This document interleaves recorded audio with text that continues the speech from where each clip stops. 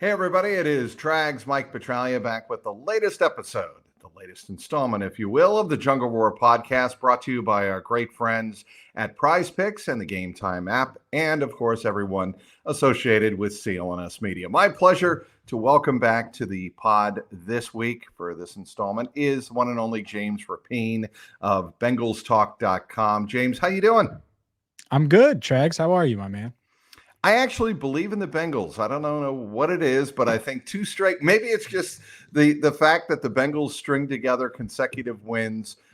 Maybe there's reason for optimism. Obviously, they're over two less than average teams in the New York Giants and Cleveland Browns. We all understand that. We all realize that.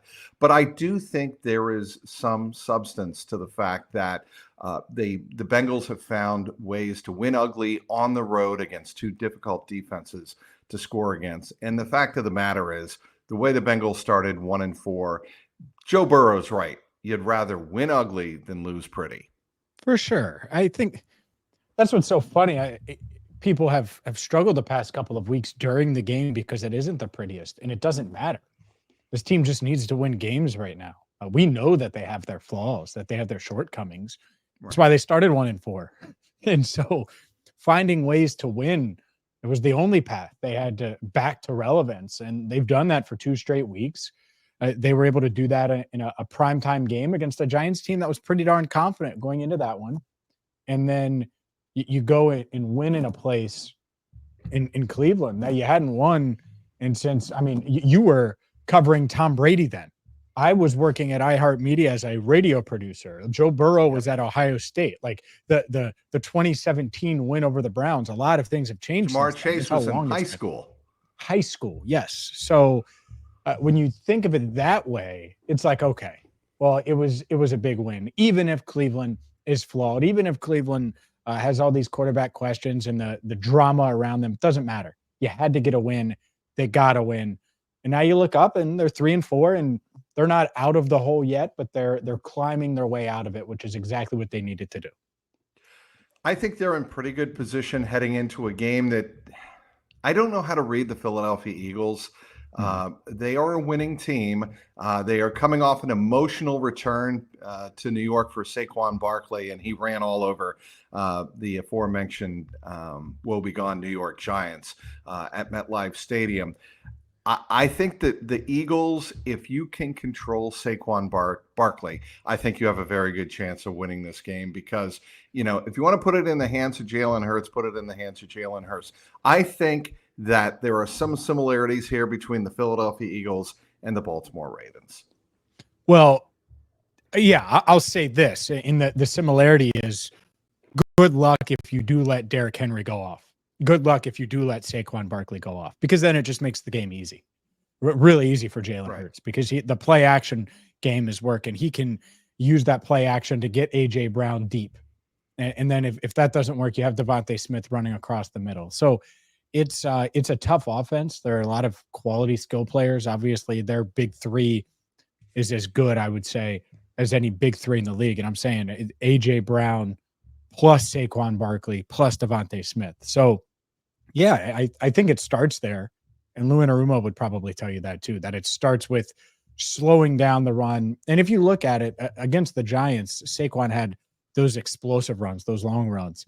You got to take those away. You can't give those up. If he averages 4.3 a carry, it's got to be because he has 5-yard runs and 4-yard runs, not 2 or 3 60-yard runs that really enhance that average. And I think the Bengals have done a pretty good job, save the 51-yarder in overtime by Derrick Henry. I think the Bengals have done a very good job against the running games of the Browns. And granted, Nick Chubb was coming back, first game back from his ACL, multiple surgeries. They did a good job against the New York Giants at MetLife Stadium. And again, I thought they did a very good job against Derrick Henry until the overtime run. I think the Bengals and Lou Anarumo have gotten the bodies back in the middle of the defensive line, and that has made all the difference in the world, especially Sheldon Rankins, who picked up his first sack on Sunday. Yeah, Sheldon Rankins. I was looking for him to make an impact. They're going to need him to continue to make an impact. BJ Hill, since coming back from injury, I think has been awesome. And what a difference it does make to have those guys, because then the guys you were relying on come down a peg, and Chris Jenkins can still make plays. McKinley Jackson can still make plays, but they're not relied on like you would when you were rolling out Lawrence Guy for a bunch of snaps. He was inactive the past couple of weeks, and it's because you have the depth there. You were relying on J. Tufele, inactive against the Browns. And so it just bumps everyone into the role that they need. You can have a quality rotation. I do think that the Rankins Hill combo, that's a solid 1-2. And then you look behind it, it's like, all right, everyone kind of fits their role now, and it makes sense and it lines up a bit more. So I think that they can be a competent unit. I'm not expecting them to be awesome every single week, but is it realistic to think that they can slow down this Eagles offense? I feel much better today than I did 2 weeks ago. That's for sure. The secondary, and we already mentioned, and you mentioned A.J. Brown and Devontae Smith. That concerns me a little bit, but do you think Cam Taylor-Britt has rebounded from his hiccup of weeks 3 and 4? You would certainly hope, and you need him to continue to play, especially now you don't have Dax Hill, and you have a guy in DJ Turner II who you probably don't want him on A.J. Brown ever because of the size difference, the strength difference. Purely the size, absolutely. Yeah, I mean, it's just he's such a different player. And he's going to be able to do that to Cam too. Like, and so you saw Cam against DK Metcalf last year and had a lot of success, but A.J. Brown's different. I mean, he's one of the special receivers, one of the 7 best receivers on the planet. I mean, he's up there. He's very much up there. And so, yeah, finding a way to contain him. I think part of it is going to be safety play too. How they cloud, do they cloud? I'm sure they do, to not give up the big play downfield, because it's okay if you give up 10 and 12-yard gains to A.J. Brown. You just don't want those backbreaking touchdowns off of play action that we've seen from him since he came back from the hamstring injury. And so that's not just on Cam or DJ. That's going to be on Geno Stone, assuming he's able to suit up. It's going to be on Jordan Battle. I think that rotation with Von Bell is going to continue, and Von Bell obviously too. So this secondary has to be ready for that and contain the explosives, because if you do that and you're making Hurts dink and dunk his way down the field and Saquon Barkley run for 4 yards and not 8, 10, 12, 50, he's capable of those 50-yard runs, well, then they're more likely to make a mistake. And that's obviously what we've seen over the past couple of weeks, is the Bengals forcing turnovers, forcing big plays on defense, something they didn't do in weeks 3 through 5. I really think they caught a big break with, no pun intended, with Geno Stone on Sunday when he collided with Von Bell in the final 2 minutes of that game in Cleveland. I spoke to Geno on Monday in the locker room, and he said, yeah, it's sore, but I'll be all right. And then I asked him, have you played through more pain than this? And he said, oh, yeah, I've played through much more pain than this. They need Geno Stone playing at a pretty high level on Sunday if they're going to have a chance to beat the Eagles. Yeah, and he's coming off of his best game. I really liked what I saw from Geno. And you go back to the rewatch, and obviously he had the interception. People will see that. And that was an easy pick. Hopefully that gets in him a rhythm there. But I think of the 7 tackles and coming down and making plays. You didn't notice him take bad angles like he did early in the year, missed tackles. You didn't really notice that, which is obviously what you want. And then also the trick play, Trags, where Nick Chubb flips it to Deshaun Watson. I was just going to say, yes. They throw it deep, and who's there? Geno Stone playing center field, making that play nearly impossible for Cedric Tillman. That's the first thing I noticed on that. Yeah, that's the first, not to interrupt you here, but it's my podcast, so I'll do whatever the hell I want. But you know me. That's the first thing I noticed as I was sitting next to a James Rapien from BengalsTalk.com and SI.com in the press box. I said, they didn't get beat deep. They did not get fooled on that play at all. They didn't bite on it. And I thought, for Anarumo's defense, I thought that was a pretty significant moment right there. Yeah, for sure. Especially you think about Nick Chubb being in the backfield and you're instantly thinking run. You just are. And I like the design by the Browns and for the Bengals not to get fooled. DJ Turner was right there too. I believe it was Turner in coverage. So you have both guys there. It's a heck of a play. And so hopefully things are slowing down for Geno Stone. We know he's a good player, had 7 interceptions last year, started really poorly over the first, I would say, 5 weeks. A little better against the Giants, much better against the Browns, and you want that to continue. And you're going to need it to continue. Let's be honest here. This Eagles offense, I know you could talk about the Nick Sirianni and all of these things and the new coordinator, and they have the talent. They have the talent to be they very explosive. definitely have the no dudes. doubt. There's no question about that. And it's a dudes league, Trags. Dudes league. You have to have the players. You have to, and that's, frankly, that's what the Bengals have been kind of showing over the last couple of weeks. And the reason I say that is not because they're putting up tons of points. It's because they have their best players making the best plays when they need them to. And let's switch to the offensive side of the ball. Yep.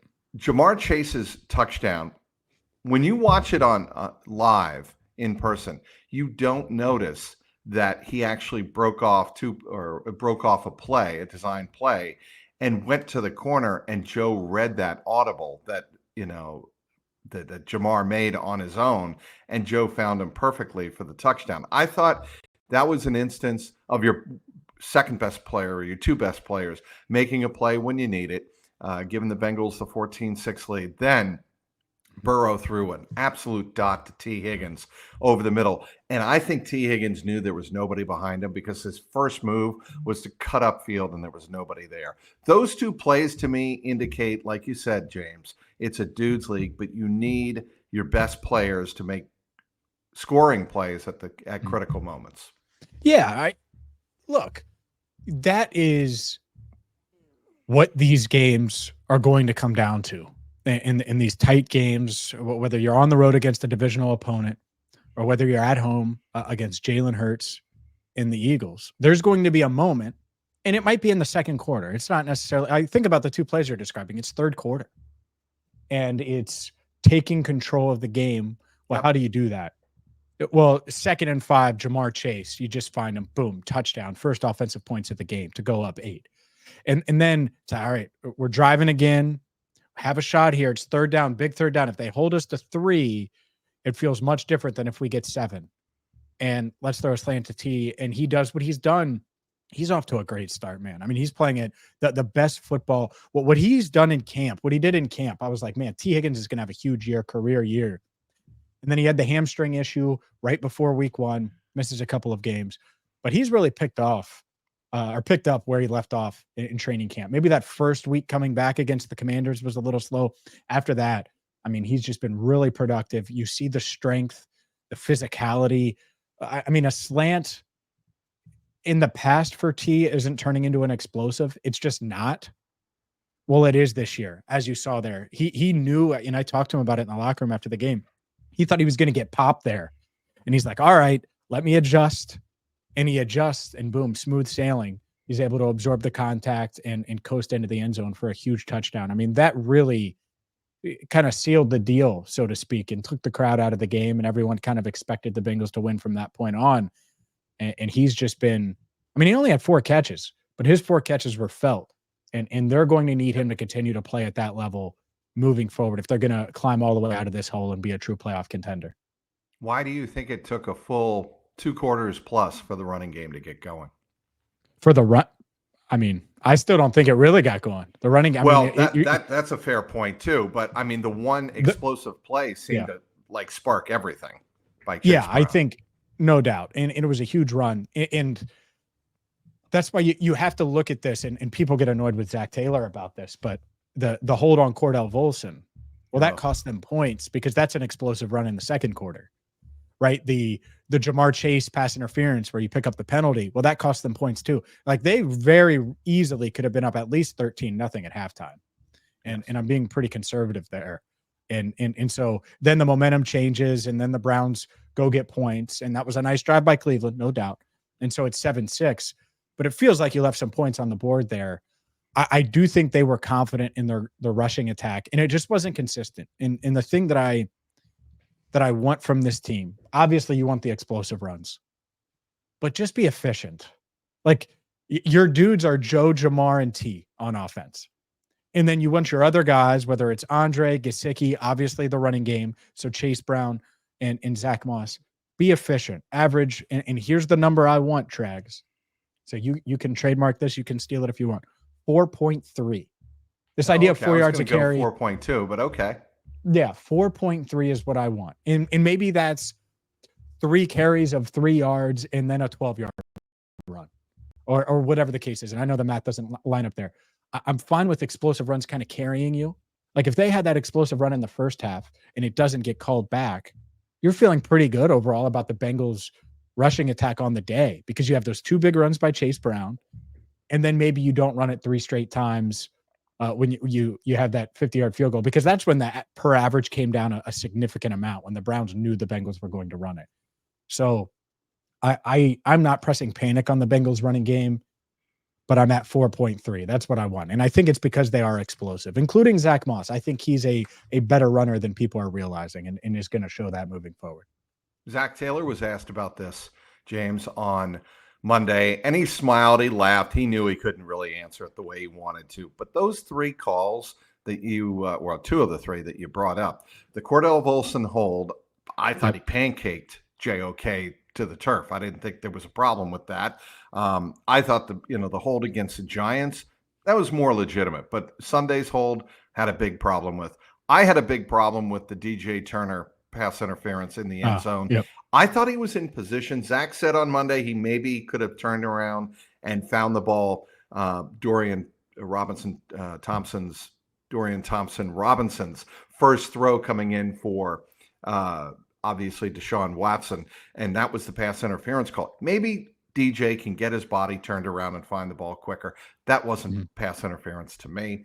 And then when Dan Horde, the voice of the Bengals, tweets out what he did about how horrible the pickup of the pass interference call on Jamar Chase was, it struck a nerve.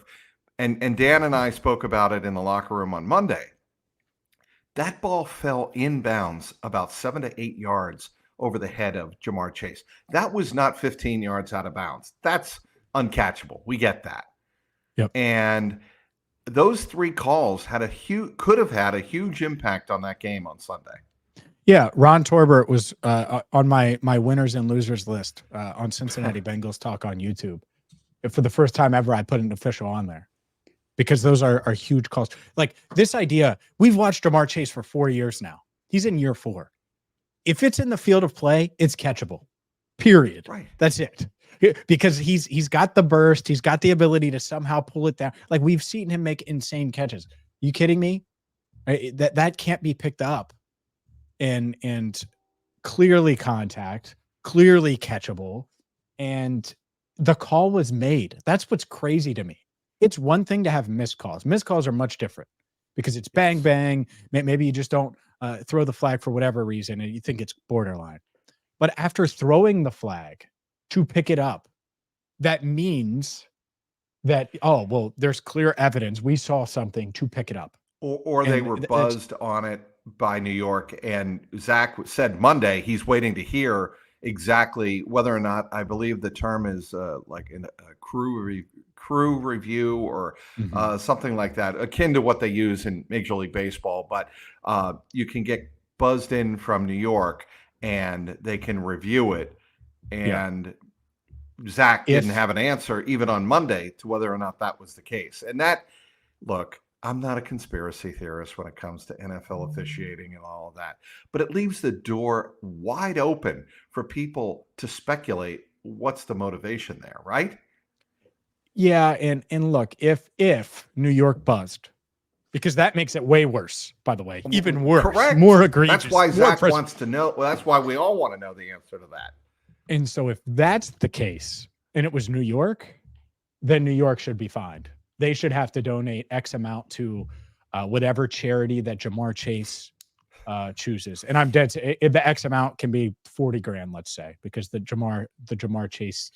Well, I've got an idea. How about $18,654? Whatever that fine was for his celebration call against, I believe it was the Ravens 2 weeks ago.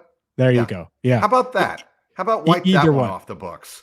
Yeah, I mean, seriously, donate it to charity. By the way, for those wondering that didn't see the Dan Horde tweet, he tweeted, at 7:06 on Sunday night. It's 7 p.m. The game's been over for hours, and the Bengals won. And yet I'm still annoyed about that uncatchable pass call. Absurd. And when Dan, you're right, when Dan says that, if it was borderline, he wouldn't say that. That has 2.9 thousand likes on X, just to give you an idea of the people that saw that. Yeah, I just think that, look, there's never going to, we can talk about this for hours and hours and days. That's never going to change the way the NFL views its officiating and its crew. It's just not. But the Bengals, I guess the gist of this is that the Bengals played through three critical calls that went against them and got the win. To me, that's a big positive. No doubt. And to me, you could throw those in, but if you would have told me that they go 0 for 6 on third down in the first half, don't score in the first half, I would have said, all right, they lose. Because that means that they didn't start fast, that the Browns are just keeping them in check like they've always done in Cleveland. And that's that. And to their credit, and obviously Charlie Jones deserves a ton for getting them out early for 7-0. But outside of that, there was no backbreaking turnover, no backbreaking sack, no game-changing play like that. Like, they kept their composure, they were patient, and the defense hung in there. No one was panicking, which is important because if you're a team that started 1-4 and you're 2-4 and you're facing a must-win and you haven't won there in Cleveland and you're wanting to get off to this fast start, you haven't won there in 7 years, all of these things, well, you could be like, what the bleep is going on? And they didn't do that. They were composed, and then their dudes made plays, and they were able to get the win. And I do think that it sounds simple. It isn't simple. A lot of teams unravel in that situation. No, and they didn't, and that is to their credit. I know you have a couple of we have to get going here, but I know you have a couple of stories up on BengalsTalk.com. Obviously, Jay Morrison, a great addition, James. Excellent hire by you. Orlando Brown Jr.'s injury is murky, meaning the Bengals vet Cody Ford could make his first start at left tackle. That's a big deal this Sunday. And I think what we saw from Cody Ford on Sunday in the second half, when they were able to score 2 touchdowns with him at left tackle, I think that's a pretty good sign going forward if Orlando Brown cannot go on Sunday. It was a good sign. They were doing a lot of quick game stuff, and it just changes. Losing Orlando Brown Jr. would be rough. Hopefully he can go and be effective. He was having a career year up to this point. I would seriously look, and this is one thing I wrote is, all right, well, go get, you lost Trent Brown, you lost Jackson Kirkland. Go get a real tackle. Like, go get someone, and there aren't a lot out there, but there are some guys out there and some veterans. And if they were willing to sign above the age of 30 Trent Brown and above the age of 30 Lawrence Guy, maybe they'll do it again at offensive tackle. I really would be looking for depth, even if Orlando can play, because Cody Ford isn't a left tackle. Let's be honest. He's not. He's a Band-Aid, and I get it. You had to use him to get through a game, which is fine. And it's not me knocking Cody Ford, but the reason you signed Trent Brown was to be that swing tackle when Amarius was able to get going and start for you. You lost Trent Brown. You lost a guy in Jackson Kirkland who was probably in the mix there. I would be looking and trying to find that $2 million offensive tackle that's out there, and we'll see if they do.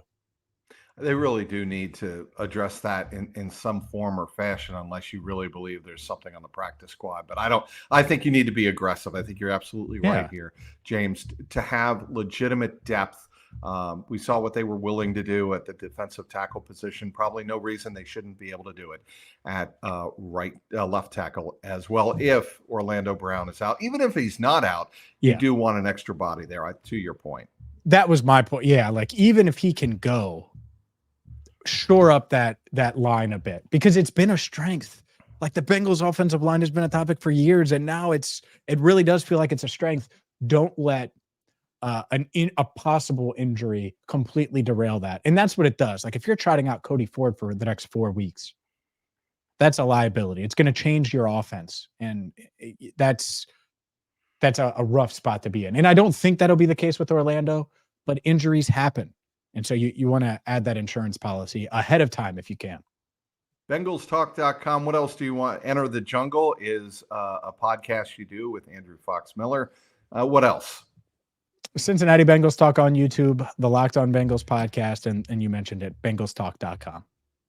You are the best, James. Thanks for coming on. Appreciate it. Yeah, you're the man. Thank you, Trags. All right. He is James Rapien of BengalsTalk.com. He can be followed all over the internet for terrific Bengals content, whatever you need, whatever time of day. Head to James Rapien's multiple sites for his unique perspective on the Cincinnati Bengals. He's James Rapien. My name is Mike Petralia, and this has been the Jungle Roar podcast, brought to you by the fine folks at Prize Picks and the Game Time app. Until next time, keep that jungle roaring.